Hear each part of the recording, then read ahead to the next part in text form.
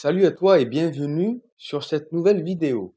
Le fer, le plomb ou l'or par exemple ne proviendraient pas de la Terre.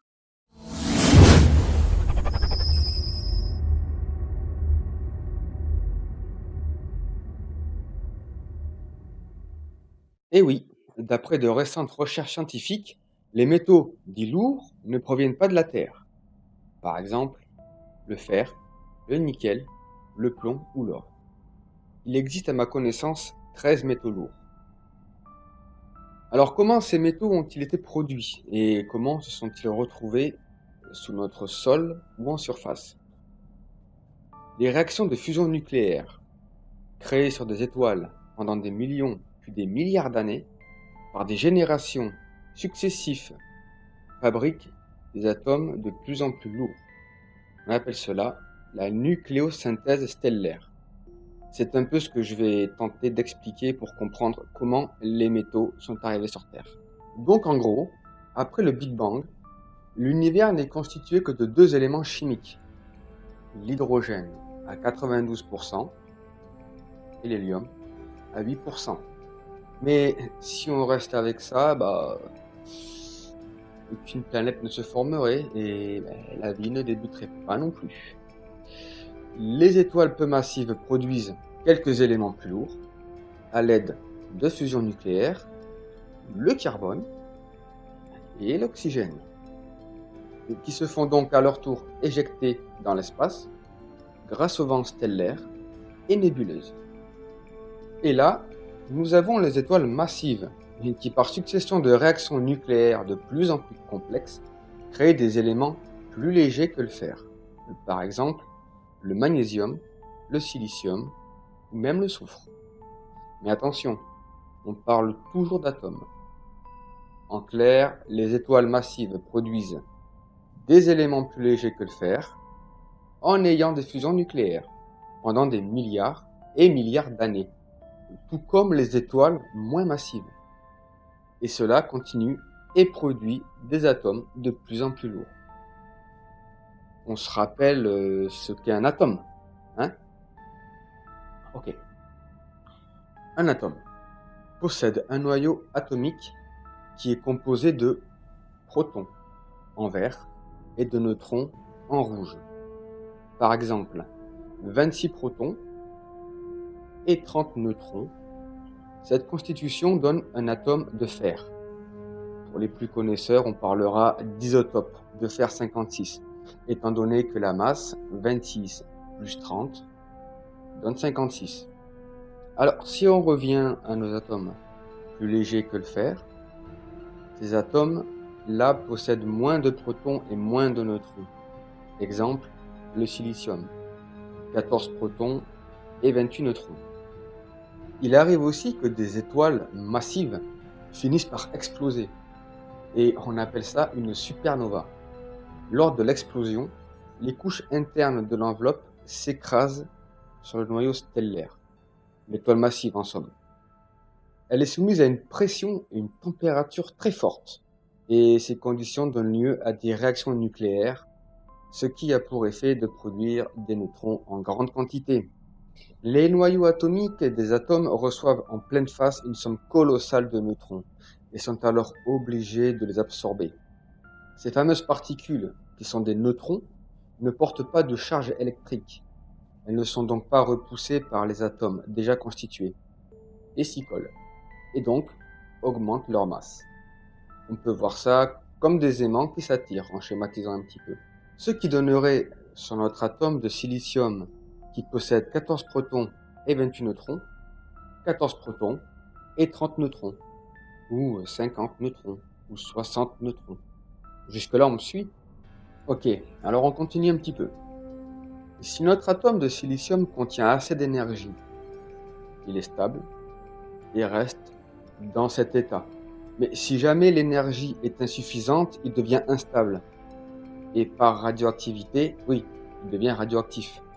Il se transmute en atomes plus lourds, genre du fer ou mercure ou d'or. Arrivés à cette phase, les atomes légers et lourds sont catapultés dans l'espace stellaire grâce à notre supernova. à une vitesse de 10 000 km/s, rien que ça. Ceci est une image de la supernova SN 2014J, découverte en janvier 2014 au sein de la galaxie M82 à 12 millions d'années-lumière de nous. Observée par le télescope spatial Hubble le 31 janvier 2014, celle-ci a créé du nickel radioactif, qui étant instable, devient rapidement du cobalt radioactif, qui se transforme à son tour en fer. Toutes ces phases se produisent jusqu'à créer de la poussière stellaire, qui se regroupe en roches stellaires, puis en astéroïdes, et enfin en planètes. Je passe le moment où notre planète est frappée par un corps céleste pour former la Lune. Donc, nous en sommes à ce que la Terre ressemble à une boule de lave en fusion. Celle-ci se fera frapper par des astéroïdes ou roches stellaires composées de métaux lourds, tels que le cuivre, l'or, le plomb, le nickel, etc., qui auront été créés grâce à la nucléosynthèse, en sachant qu'elle possède déjà un peu de métal en tout genre, ce qui est logique. Au fur et à mesure que la Terre se refroidit, les métaux apportés par les roches ou astéroïdes vont peu à peu couler vers le centre de la planète, dû à la gravité terrestre. C'est pourquoi, si nous pouvions creuser vers le noyau de la Terre, nous trouverions bien plus de minerais. Mais nous savons déjà qu'au final, nous trouverions des gisements entiers d'or et de platine ou de lithium sur les astéroïdes. Il faut savoir également qu'en ce moment même, le processus de nucléosynthèse continue à s'opérer loin dans les confins de l'espace connu, même inconnu, ou même dans notre galaxie. Exemple pour l'or.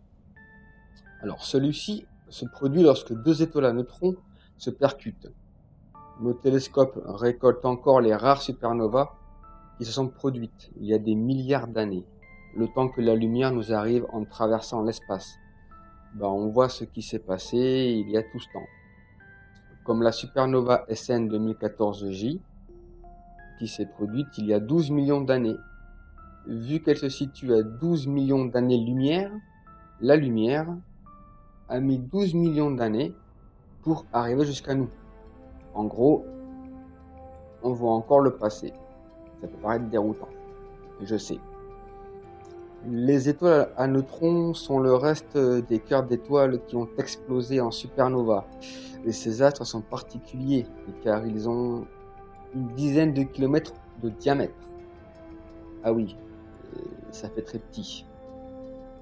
Alors, imaginez une planète qui serait presque aussi grande que la ville de Bordeaux, sur un diamètre uniquement, et une masse supérieure à celle du Soleil, soit 1 milliard de tonnes pour 1 centimètre cube.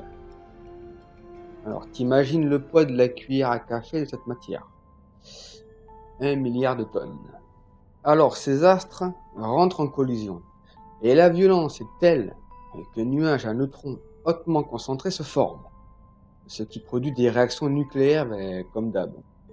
Et l'or est créé. Du coup, il existe des astéroïdes bourrés d'or, de platine, de métaux en tout genre. Je peux dire aussi d'argent, de cuivre, enfin, tutti quanti. Il n'y a plus qu'à, hein. En même temps. Voilà. Alors, j'ai tenté de ne pas trop rentrer dans les détails de cette vidéo qui aurait pris des allures de conférence. Et moi, je ne suis pas un professeur, un scientifique. J'essaie juste d'expliquer le plus simplement les choses. J'espère vous avoir éclairé sur le sujet. N'hésitez pas à vous abonner, ou mettre un petit pouce bleu si cela vous a plu, ce serait cool. Et surtout, n'hésitez pas à commenter et à m'indiquer le sujet que vous aimeriez aborder dans ma prochaine vidéo. Sur ce, à la prochaine. Portez-vous bien.